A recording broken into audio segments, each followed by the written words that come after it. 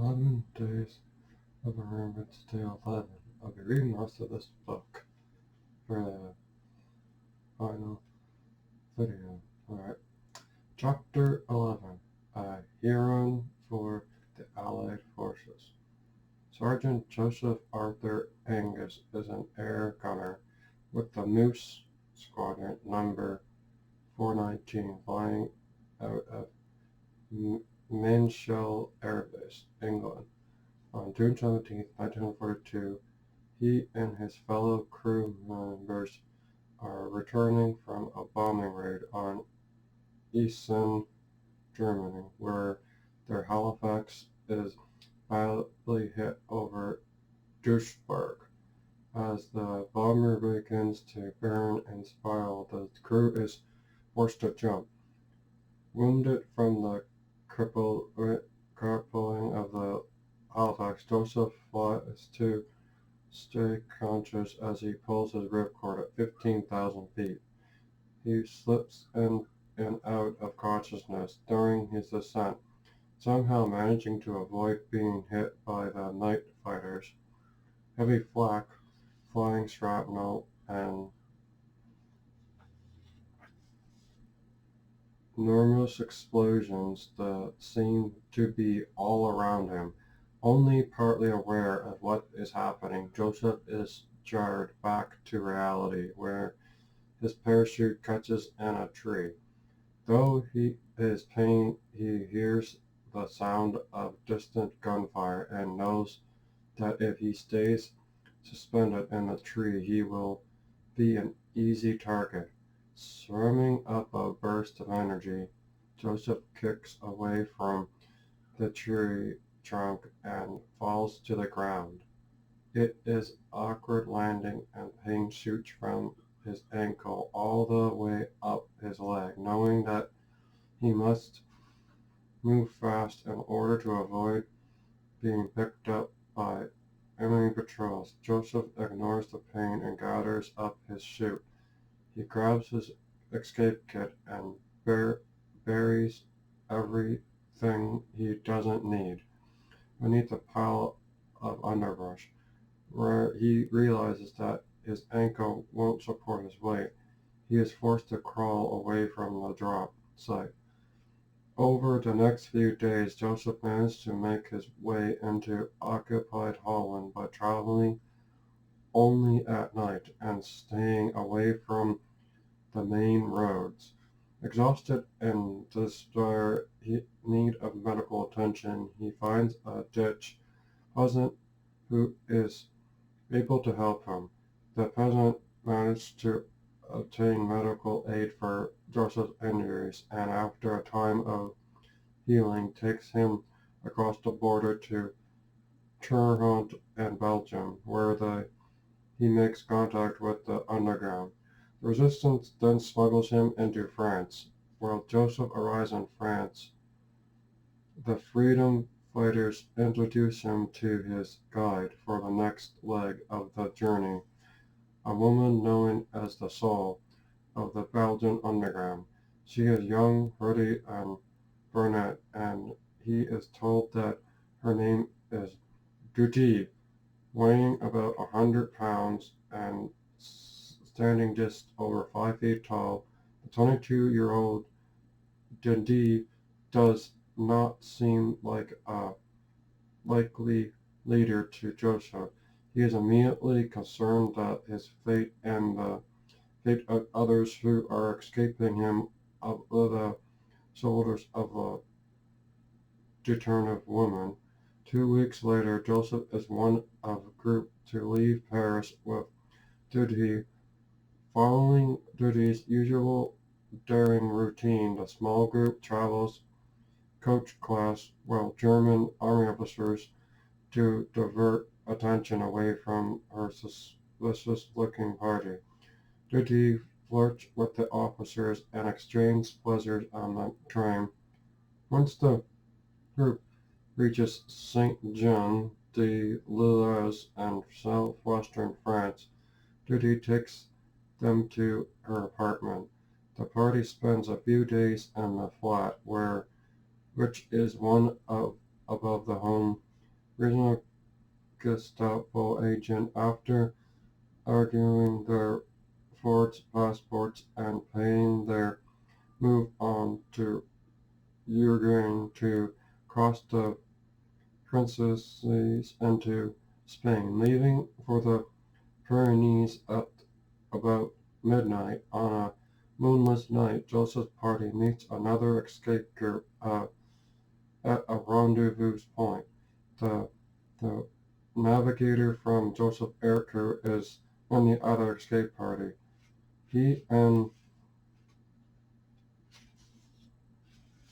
Joseph are both thrilled that the other is alive and they are be together for the week over the mountains. Neither man, however, has had any word regarding the rest of the aircrew. Carrying only emergency packs, carrying medical supplies, food, water, and emergency through Volverno. Unfortunately, smuggling has reached such potential that the Germans have patrols everywhere and mountains over a few hours of traveling by foot and uneven terrain, and tried a nervous party reaches their first peak. All of a sudden, two German soldiers ambush the group, firing rapidly in the air and yelling at the tops of their lungs to give their impression that they're going in numbers. As they run from the soldiers, Judy, Joseph, and the navigator try to stay together, though the quick underbush but suspended. The two Germans are in hot pursuit, and navigator is caught. Joseph Hessel tries to help his friend, but quickly realizes there is nothing he can do. With a sick feeling in his stomach, he makes his way back to the rendezvous point where Duty. It is a narrow escape, but Duty, taking the situation in stride, is not willing to abort the route just yet. While left of the Summer party drifts back to the rendezvous point. About 24 hours later, the group decides to wait a couple of days for things to die down before the escape route for a second time. Judy feels that the Germans will probably relax a little, thinking that the escapees will be willing to try the route again now that they know the area is well guarded. Traveling light once again, the party leaves a few nights later. This time they manage to avoid the German patrols. The climb through the Pyrenees is long and through easy. Didi, however, seems to be having boundless energy. She keeps the group moving at a steady pace. After reaching the Spanish side of the Pyrenees, the group arrives at the Barcelona River. The river is 46 meters wide and swollen. The front mountain seems to are freeing it. It is closest observed lift.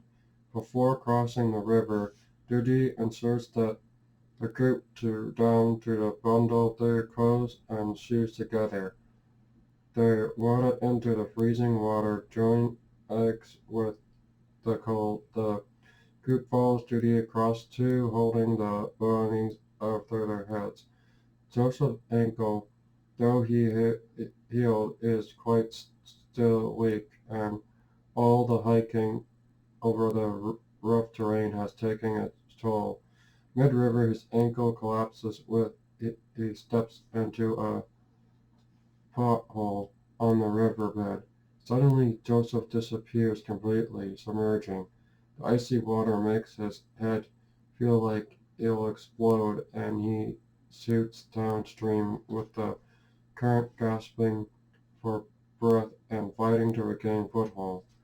Another man dives after him, struggle against swift current for vessel.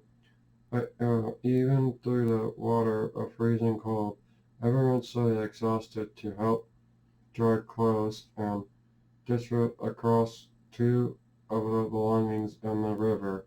Didi prepares a couple hours rest before the group continues on. Realizing that their break is for the men and not for her, Joseph is amazed at Didi's resilience. He can't get over the fact that this small woman is putting her own life at risk to help a group of strangers, and that soon she will be returning to live with the very danger that the group is fleeing. As they rush, Dodi tells Joseph about a man the Belgian resistance refers to as the Professor at the beginning of the war. This man had been instrumental in fighting the enemy from within enemy territory.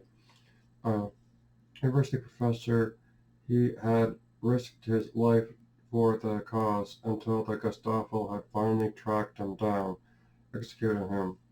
When Dodi finished her story, the group sets out again, and soon they are out of the mountains completely. The next contact point in Saint Didon, about 8 kilometers away, the group rests again while Dodi leaves to obtain an automobile for the remainder of their journey. Once the vehicle is secured, uh, Dodi's job as a guide is done. The group is safe, saying a quick goodbye to her grateful cherishers. She returns alone on her 40th trip over the Pyrenees through occupied land to Belgium and back to her work in resistance. While Dodi departs, Joseph feels a great personal loss and wonders if she will survive the war. As they watch her tiny figure retreat towards the mountains, he knows that, like so many other RCAF airmen, owes her life, his life. On January 22nd, 1943, Joseph Angus is reported safe to the Allied forces. 2.5 years later, at the end of the war, Joseph contacts Major Truman, chief of the Belgian underground, to find out more about his rescuers, especially Dodi. He learns that her full name is uh, Mandeli Joe, and is told a little about her work with the resistance. He also learns from the major that the professor was Judy's father. After talking with the major, Count Truman, Joseph receives Judy's address. He writes to her thanking her for her selflessness for saving his life and the lives of many others, and she led to safety. The brave young woman had come into Joseph's life as a stranger, but has left him as an angel of mercy. No award would have been too great for the magnificent young woman. For years she fought against tremendous odds and expected nothing but bullets. She is only acted as a guide for Allied airmen from Paris across the Pyrenees to Saint Given, but she also organized false certificates of resistance, false identification cards with photos, and false passports. When a special seal was needed as a stamp of approval for a phony document, she found a way, secured one. Montreal Star, February 1946. The words of Sergeant Joseph Angus, RCAF, and retraction to the news that Mildedan had been awarded the George Medal. That's the end of chapter 11. Now I will read chapter 12. The Chapter 12. The crew that refused to die. It's November 1st, 1944, and the Allied air crews are preparing for a massive raid on Obertraum, a heavily defended target in Germany. The very mention of Obertraum makes even the most confident flyer sober with appreciation. Everyone's anxiety escalates upon learning that low cloud cover is also in the bomb site, making the opportunity extra tricky. The air crews are insist that the bomber stream will be over the target between 17,000 and 21,000 feet. The planes will need to dive through the clouds, over and cover and over to make visual contact and make their flares and drop the load. Enemy fire activity is expected to be intense, and ground defense expected to increase heavy anti-aircraft artillery as well as searchlights.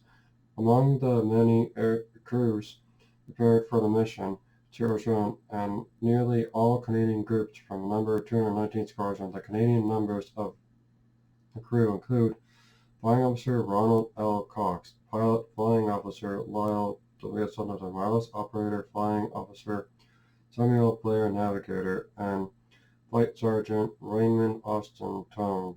Rear gunner, their kite for the operation is Lancaster ZKP 767, code VRU. The flight to Alberton is long and cold. Right at the rear guns feels the chill worse than the others. Stuck alone over the tail of the kite. His operation seems to be a solo act. Often his survival rests on the one-to-one combat with the enemy fighters. As the Lancaster continues on its course, Ray checks his guns, then takes another glove off and puts his hands under his arms to warm it. When that hand is warm enough, he does the same with the other. Damn cold up here, he mutters to no one in particular.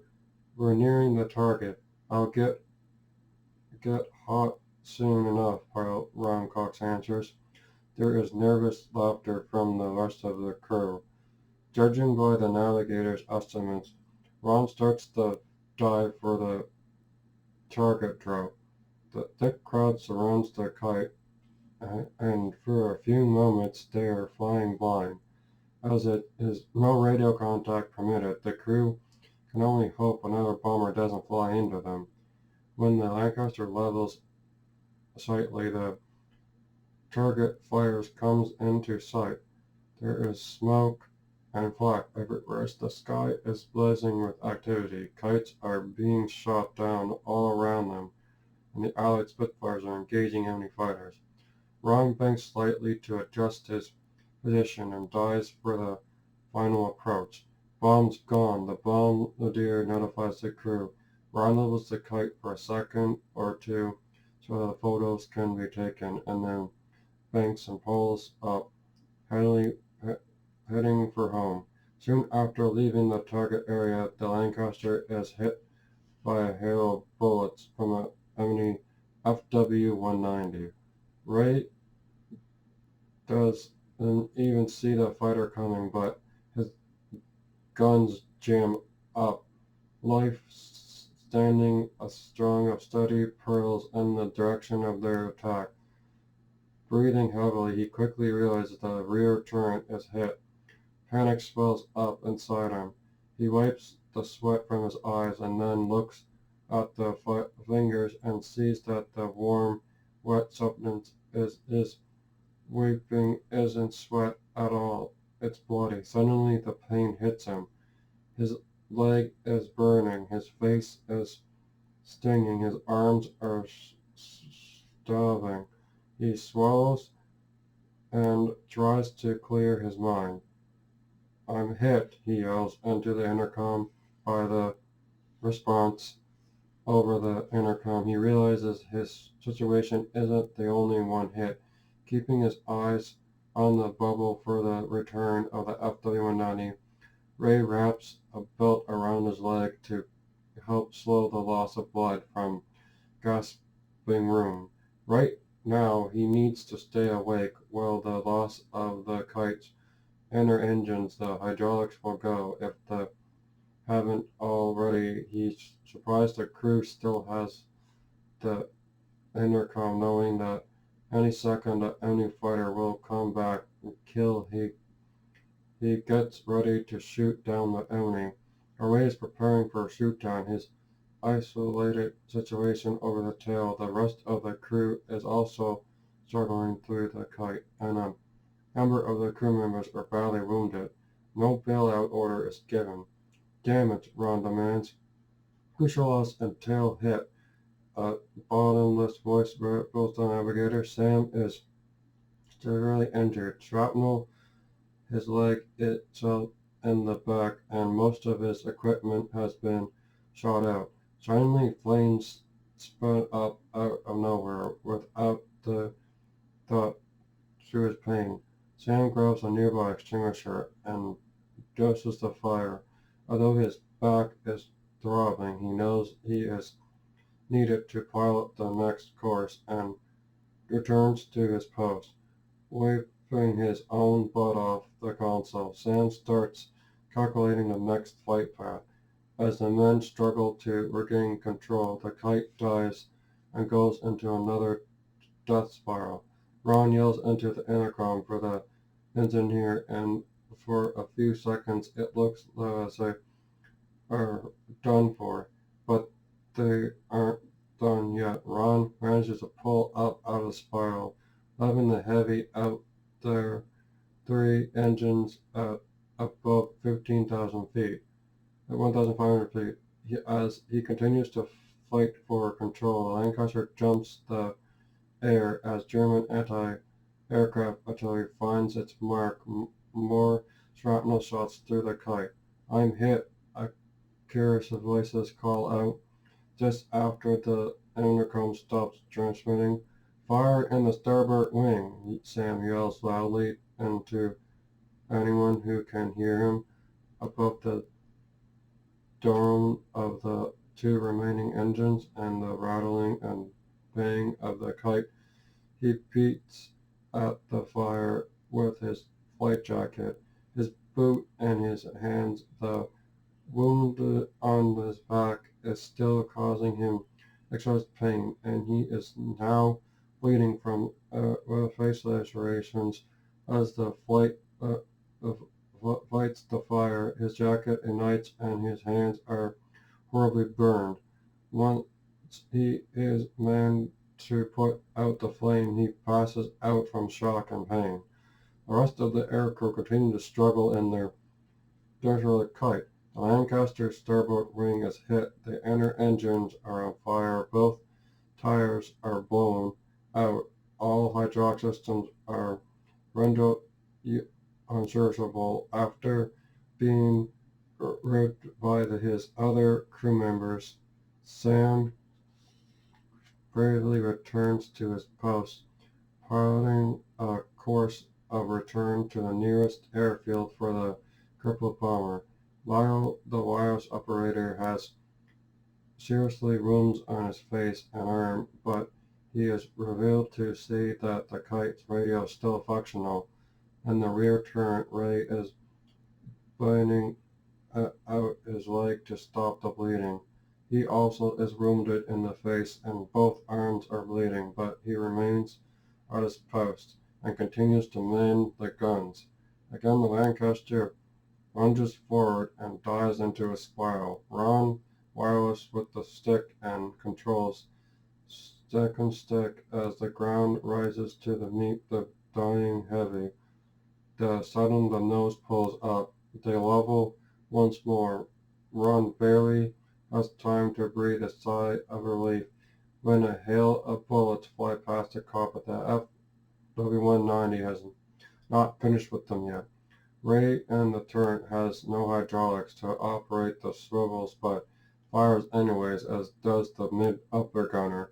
The FW-190 flies through and the hail of bullets hit but still flying. It heads for home, but while the crew is happy to see the enemy retreat, the fighter secondly violently push that is set on fire and the bomber rear compartment. As Lyle bites out the fire, Ron is able to level out and decides to head for Belgium. Sam, one step ahead, pulls the Echo speed up to the pilot and painfully returns to what remains of his post. When they are almost to Belgium, the kite port engine refires and Ron decides to try for the English coast. Sam, almost blinded by the blood from his wound on his face, plots the course for the nearest British airbase. All the men remain in their positions as Bell Lancaster on the main airfield. Then reports that their location is situated over the wireless, the directing safe crash landing site where attendants are standing by. The dying Lancaster approaches the site with two engines and one feather, no landing gear, and severely wounded crew. Rom pulls up the nose, keeps as level as possible, and slides the kite and the minimum fuss. There is a pause as the dying Lancaster settles on the tarmac, and then rescue crews rush in with fire trucks to extinguish the one engine still in flames. The wounded crew members struggle to abandon the aircraft and quickly attended by ground and medical personnel. The men are in shock, not only from their wounds but also from the fact that they actually made it home. The air crew that refused to die are taken away from the landing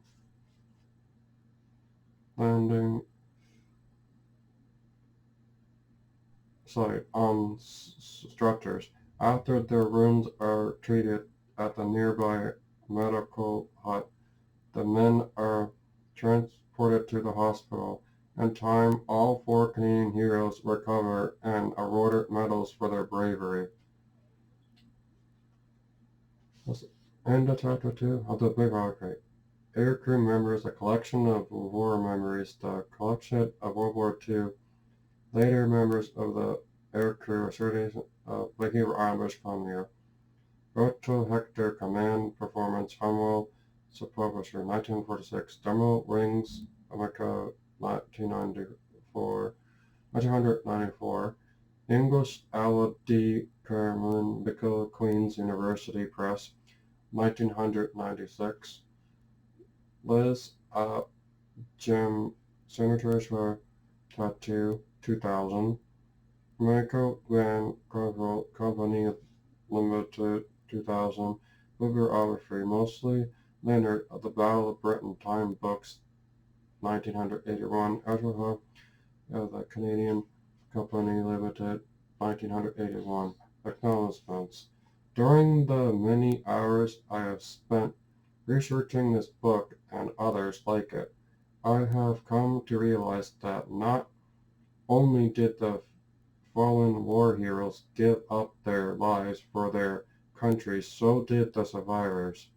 Many of these survivors lost their childhood and innocence while overseas, and they will live with the horrors they have seen until they join those who have fell before.